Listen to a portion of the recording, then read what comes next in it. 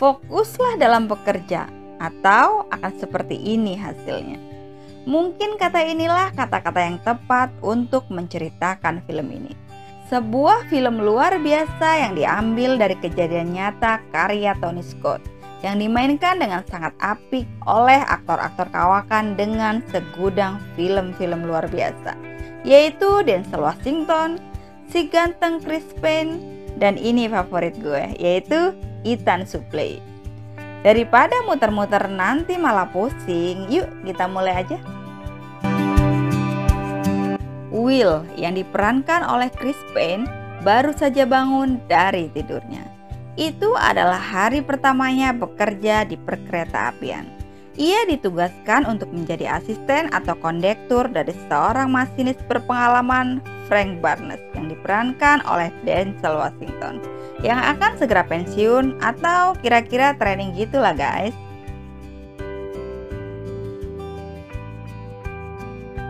Di tempat lain, Dewe yang diperankan oleh Ethan Suplee dan juga temannya Gillis yang diperankan oleh TJ Miller sedang santai bercanda sukaria sambil ngeteh. Sementara mereka belum melaksanakan tugas yang diberikan untuk memindahkan gerbong kereta api 777 karena jalurnya akan digunakan oleh rombongan anak-anak sekolah yang akan melakukan studi wisata kereta api. Sehingga Bunny yang diperankan oleh Kevin Corrigan, seorang pemantau perjalanan, memerintahkan mereka untuk segera memindahkannya. Dewe dan Gillis pun segera memindahkan kereta itu. Namun saat Dewe sudah menjalankan kereta itu, ternyata saluran rem belum dipasang. Gillis sudah mengingatkannya, tapi Dewe mengatakan itu tidak perlu, karena keretanya hanya akan pindah jalur saja. Namun rupanya Gillis belum memindahkan tuas pemindah jalur rel sehingga dia pun turun dari keretanya untuk memindahkan jalur itu secara manual. Gillis sudah mengingatkan untuk tidak melakukan itu. Namun Dewi lupa badannya yang gendut membuatnya tidak bisa bergerak dengan cepat, sehingga dia pun kesulitan untuk kembali ke ruang kemudinya. Dan kereta itu meluncur dengan kecepatan yang tidak terkontrol tanpa seorang masinis. Tanpa mereka berdua bisa berbuat apa-apa. Connie Hooper yang diperankan oleh Rosario Dawson, yang mendapat laporan dari keduanya pun sangat terkejut. Ia adalah kepala stasiun yang bertanggung jawab atas jalur yang ada di wilayahnya. Dia pun marah dan meminta keduanya untuk menggunakan segala cara untuk menghentikan kereta itu. Connie kemudian meminta kepada Bunny, si petugas pemantau jalur itu, untuk segera menghubungi masinis yang membawa rombongan anak-anak agar mereka mempercepat perjalanannya karena di jalur mereka sedang ada sebuah kereta tak berawak yang melaju dengan kecepatan penuh. Sehingga mereka harus cepat sampai di persimpangan dan mengalihkan tujuan mereka. Connie juga memerintahkan kepada Ned Oldham yang diperankan oleh Lou Temple, orang tukang las, untuk membantu Dewe dan juga Gillis menghentikan kereta tanpa awak itu. Connie terus berusaha menghubungi kantor pusat kereta api untuk melaporkan kejadian itu. Sementara Ned sudah sampai di titik yang sudah ditentukan oleh Connie. Namun ternyata kereta 77 itu melaju dengan kecepatan maksimal, sehingga perhitungan Connie pun meleset. Kereta itu telah berlalu, sehingga Ned hanya bertemu dengan si gendut Dewe dan juga Gillis yang juga sedang mengejar kereta itu menggunakan sebuah mobil. Kereta itu telah berlalu 5 menit yang lalu. Ternyata Dewe telah memasang tuas gas pada kecepatan penuh, karena dia berpikir bahwa kereta itu membawa 39 gerbong. Sedangkan dia telah memasang rem independen saat meninggalkan ruang kemudi. Dan tanpa dia sadari, rem independen itu tak mampu menahan kecepatan gas. Sehingga tuas rem itu berpindah dari posisinya dan kini melaju tak terkendali. Sementara itu, kini kereta pembawa anak-anak sekolah itu sudah berada sangat dekat dengan kereta tanpa awak itu. Dan jika mereka tidak sampai di persimpangan lebih cepat, maka tabrakan pasti akan terjadi. Namun Tuhan masih menyelamatkan mereka, sehingga sedetik saja mereka terlambat, maka anak-anak itu akan tinggal lama saja.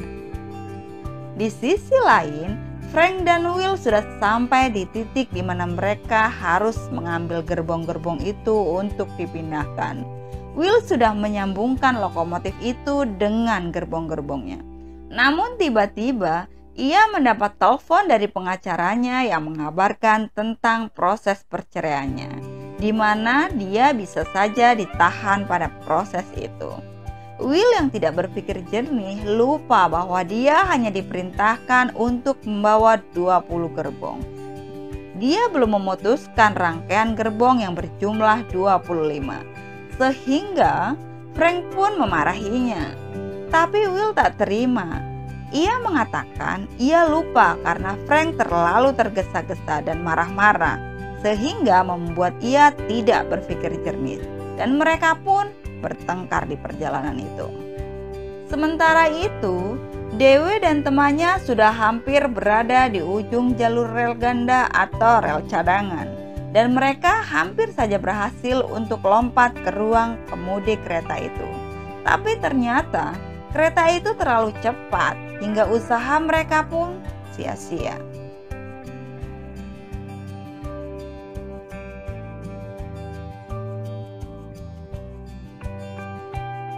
Kembali ke Frank dan Will. Mereka saat itu masih asik bertengkar. Namun tiba-tiba pemantau jalur menelpon mereka. Ia meminta kepada Frank untuk mempercepat keretanya. Karena jika tidak, mereka akan bertabrakan dengan kereta yang membawa anak-anak sekolah yang sudah berpindah jalur. Berita tentang kereta tanpa awak yang melaju dengan kecepatan penuh itu kini telah diketahui oleh berbagai media, sehingga beritanya pun menjadi ramai di televisi. Oscar Galvin sebagai pemimpin perusahaan kereta itu segera menghubungi Connie. Untuk apa? Tentu saja untuk marah-marah dan menyalahkannya. Ia bertanya kepada Connie tentang isi muatan dari gerbong kereta itu. Dan Connie mengatakan 10 gerbong di depan berisi bahan bakar dan 8 gerbong di belakangnya adalah bahan kimia yang berbahaya dan mudah terbakar. Connie juga mengatakan bahwa dengan kecepatan kereta saat itu, diperkirakan kereta itu kini sedang berada di daerah pertanian. Dan tak jauh dari itu hanya ada kota, kota, dan kota. Sehingga Connie menyarankan untuk menggelincirkan kereta 777 itu saat itu. Karena beberapa mil lagi akan ada tikungan Stanton. Sebuah tikungan tajam yang di kiri kanannya adalah kilang minyak. Sehingga dengan kecepatan kereta itu dipastikan akan terbalik di tikungan Stanton. Namun Galvin menolaknya. Ia tak mau kehilangan keretanya dan segera menutup teleponnya.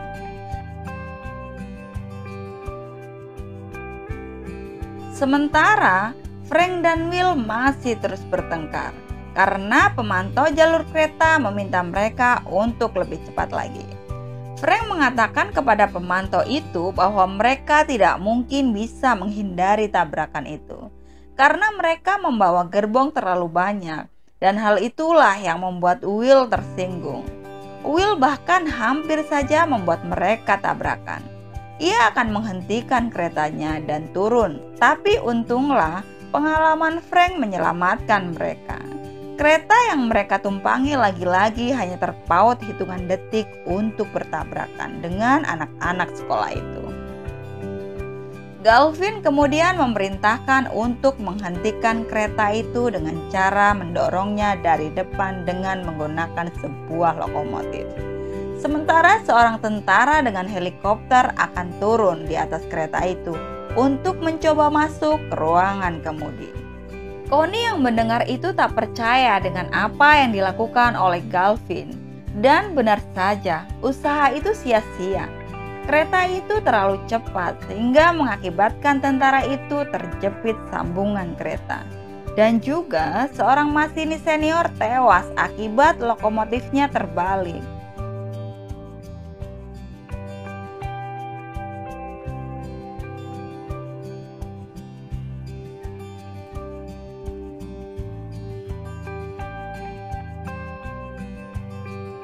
dan Connie pun dengan puas memaki Galvin sang direktur utama.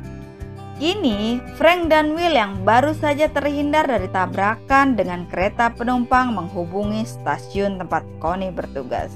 Ia ingin memantau situasi jalur yang ia akan lewati. Connie kemudian bertanya kepada Frank mengapa ia berada di jalur itu. Frank menceritakan bahwa jalurnya dilewati oleh kereta lain. Connie lalu mengatakan bahwa ada kereta tak berawak yang melaju dengan kecepatan penuh dan ada di depannya. Dan kereta itu baru saja bertabrakan dengan kereta yang dimudikan oleh Jude Stewart, masinis senior sahabat Frank. Dan Connie meminta kepada Frank untuk lebih cepat lagi untuk berpindah jalur. Connie juga melaporkan hal itu kepada Galvin. Televisi pun kemudian rame-rame memberitakan hal itu. Kini kereta 1206 yang dikemudikan Frank sudah berhadapan dengan kereta tanpa awak 777. Frank kemudian mengurangi kecepatan keretanya karena akan sangat berbahaya jika berbelok di perpindahan jalur dengan kecepatan tinggi. Namun di sisi lain itu berisiko untuk bertabrakan dengan kereta 777. Tapi lagi-lagi pengalaman berbicara. Kereta Frank berhasil berbelok dengan selamat, walaupun bagian gerbong paling belakang akhirnya harus hancur berkeping-keping. Tapi Frank juga berhasil melihat bagian paling belakang kereta 777 di mana posisi pengait sambungan terbuka. Frank kemudian menghentikan keretanya, melepas gerbongnya dan memutuskan untuk mengejar kereta 777 untuk menariknya ke arah berlawanan. Sementara, Galvin yang tadinya menolak untuk menggulingkan keretanya, kini memutuskan untuk menggulingkan di kota kecil Arlo sebelum kereta itu sampai di tikungan Stanton.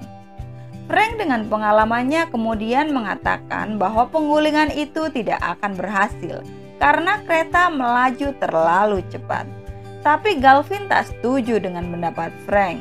Ia mengatakan usaha Frank akan sia-sia karena sudah dicoba dengan menahan kereta 777 dari depan. Ia bahkan mengancam akan memecat Frank.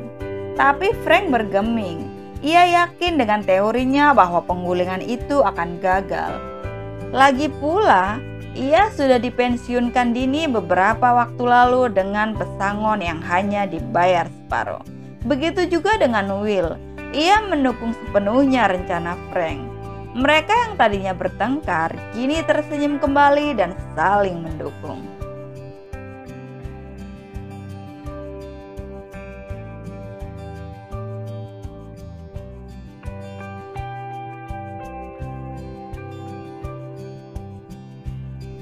Kereta api tanpa awak 777 kini sudah sampai di kota Arlo, tempat di mana kereta itu akan digelincirkan. Orang-orang sudah bersiap. Tapi benar saja kata Frank, usaha itu sia-sia. Kini harapan satu-satunya adalah Frank sebelum kereta itu tergelincir di tikungan tajam Stanton.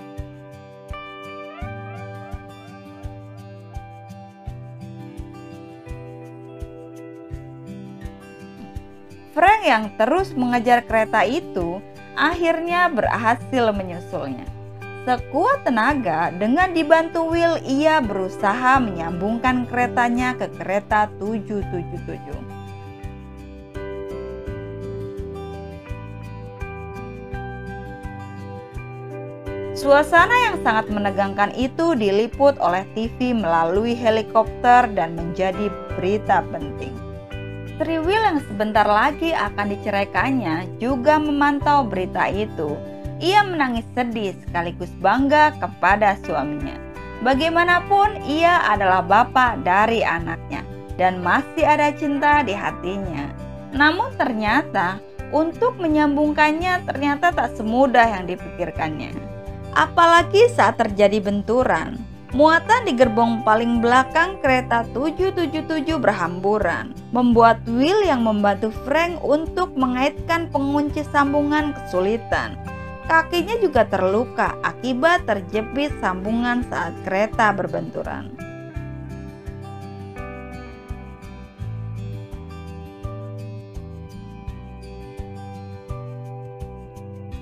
Namun untunglah ia selamat dan kembali ke ruang masinis. Kini adalah tugas Frank untuk memperlambat kereta itu. Tapi ternyata itu juga bukanlah hal yang mudah. Kecepatan kereta 777 itu semakin lama semakin bertambah. Tapi lagi-lagi pengalamannya sebagai masinis selama 28 tahun berbicara. Sedikit demi sedikit kecepatan kereta 777 kini telah berkurang. Tapi tikungan tajam Stanton sudah tinggal selangkah lagi. Frank yakin usaha mereka menarik kereta akan gagal. Dan satu-satunya cara yang paling mungkin adalah melakukan pengereman manual di setiap gerbong kereta. Dan kini Frank harus melakukannya sendiri. Karena kaki Will tak memungkinkan untuk melakukan itu.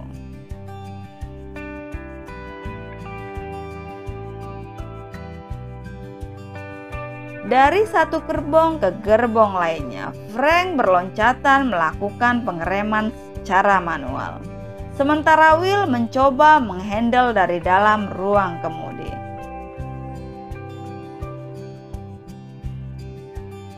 Dan akhirnya kereta itu tiba di tikungan tajam Stanton. Tikungan tajam yang kiri kanannya adalah kilang minyak. Kereta itu hampir saja tergelincir. Sebagian rodanya sudah terangkat. Tapi berkat Will yang dipandu oleh Frank, mereka berhasil mengatasi tikungan itu.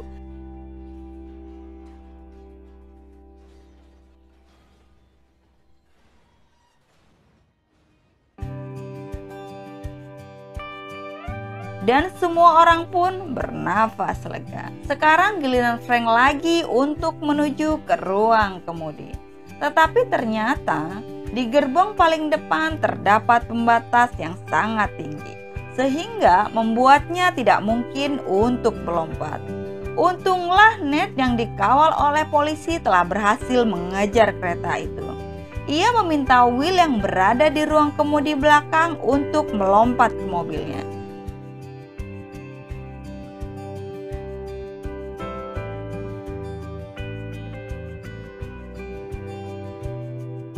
Setelah itu, ia akan melompat di ruang kemudi depan.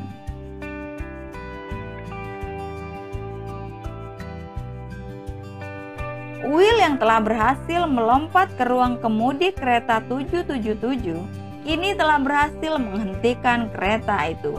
Semua orang bersorak-sorai, istri dan anaknya juga menyusulnya. Begitupun dengan anak-anak Will.